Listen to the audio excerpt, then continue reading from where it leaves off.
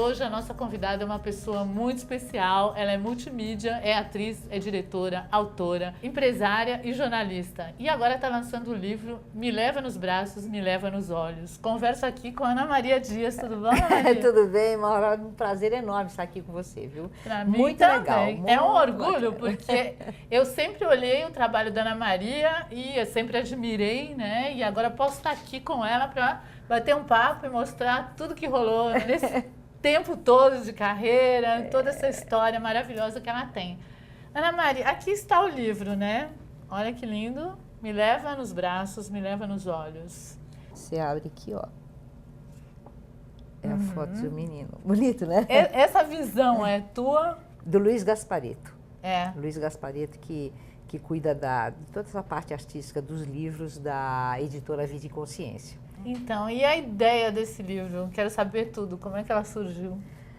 Bom, ela surgiu de uma vontade de transmitir a outras pessoas a experiência, a vivência que eu tinha tido como coordenadora de teatro da FEBEM de 1986 a 1988.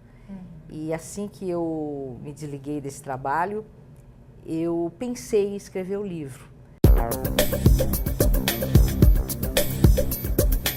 Como surgiu esse convite, né? Porque não é todo mundo que já trabalhando em TV com toda aquela estrutura se propõe a ir trabalhar, levar o teatro para a FEBEM. Então eu queria saber como é que aconteceu isso. Bom, eu recebi um convite que na verdade foi um chamado e que na verdade foi uma intimação. Ah, é? O doutor Nazicuri Meserani, que é uma pessoa maravilhosa, um sociólogo, um advogado, um humanista, ele assumiu a FEBEM em 1988 e me chamou para trabalhar com ele. Por que você acha que ele escolheu você? Bom, ele me escolheu porque eu conheci o Nazi de várias situações.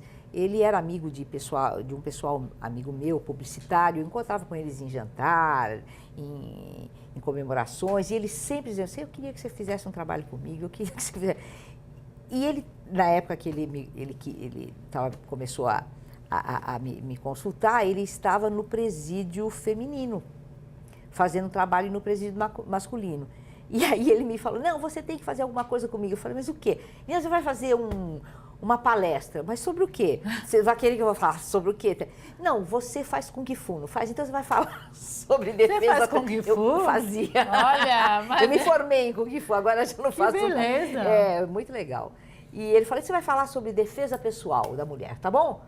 Tá bom. Aí eu fui, falei, fiz uma palestra e a plateia cheia de presidiárias, conversei, enfim. Aí, claro, elas ficaram sabendo que eu também era atriz, ficaram perguntando uma série de coisas. E foi muito agradável. E foi só isso. E aí eu estava no Rio de Janeiro quando ele me ligou. Eu ia morar no Rio de Janeiro. Mas sabe o que acontece?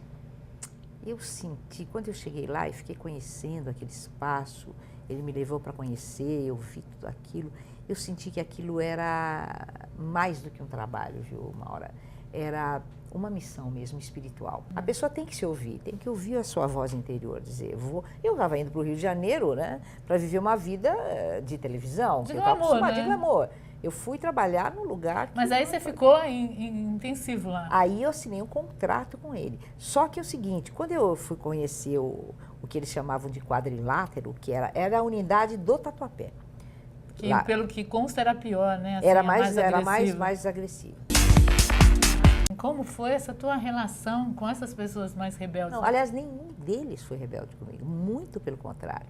Eles sabem quem estabelece uma relação de sinceridade, de integridade e de verdade com eles. E eles já sabiam quando você chegou lá, que você chegou para o teatro, para construir uma... Não sabia, ninguém sabia nada. Ninguém, e muito menos os diretores das unidades, né? Eu cheguei lá, o Nazi falou assim para mim, Ana, eu quero que você faça teatro aqui dentro. Eu falei, mas como? Não tinha nem teatro, nem sala, teatro? nada? Não, ele falou, não, eu quero que você faça um teatro de integração com os menores internos e com os funcionários da FEBEM.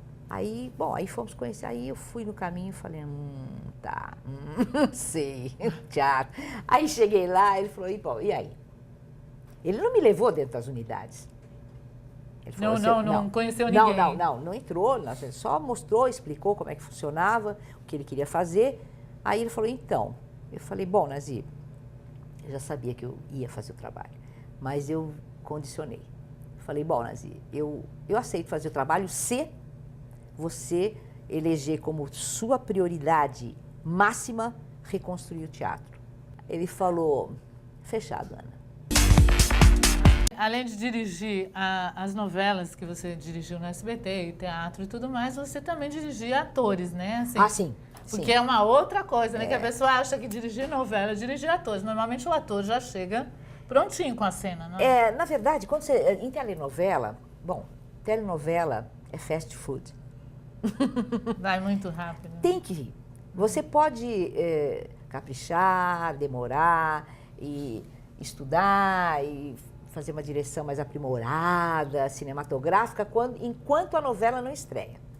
Depois que a novela estreou, você tem que gravar, no mínimo, 45 cenas por dia. Mas eu soube também, assim, que quando tinha algum ator que não estava com desempenho ideal, eles pediam para você fazer esse trabalho. Eu acho que, assim, esse convite, esse teu trabalho, esse teu livro, tudo tem a ver com o jeito que você tem mesmo de carinhoso de cuidar da pessoa, de interesse em melhorar o ator. Eu tenho muito carinho pelo ator porque eu sou atriz, eu trato o ator como eu gostaria de ser tratada.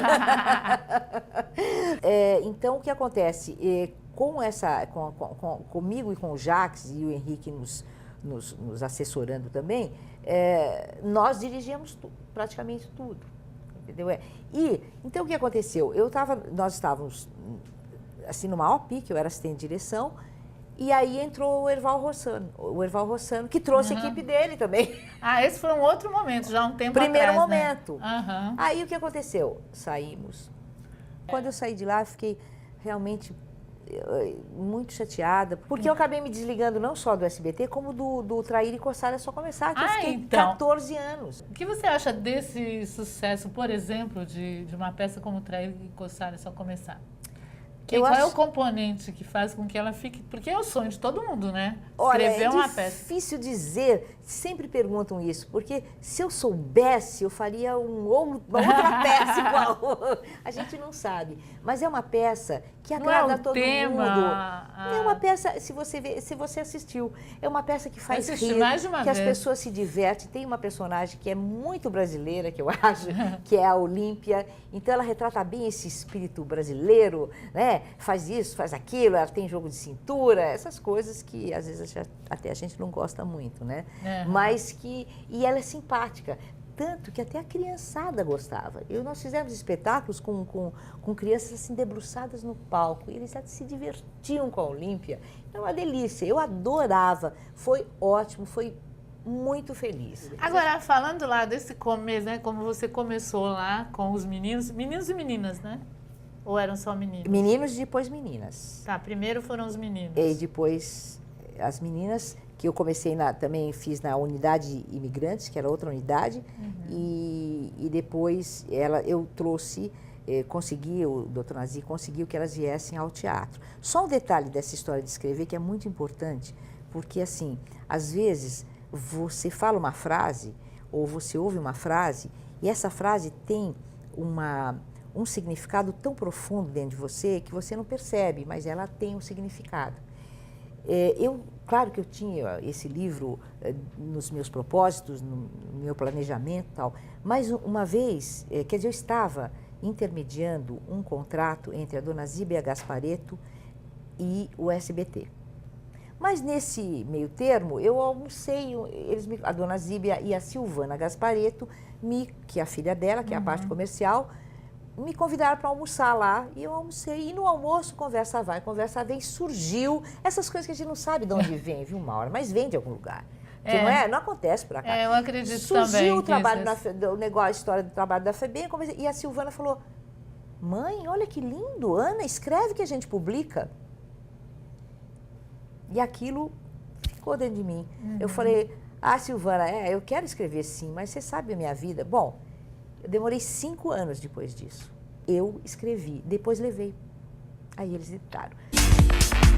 eu tô muito curiosa mesmo, porque assim que eu fiquei sabendo, eu falei, nossa, gente, eu tô curiosa para entrevistar, tô curiosa para ver esse livro, porque deve ter sido uma experiência muito enriquecedora, assim, Foi, para você foi. e para eles. Como Foi. é que foi isso para você? Bom, eu tenho um relato até que eu coloquei no livro. Depois desse trabalho, eu fiquei um ser humano melhor, sabia? Mais combativo, mais forte, mais paciente, mais conhecedor, um ser humano mais conhecedor do tempo, do espaço e principalmente Do ser humano? do potencial de cada um, do ser humano, claro.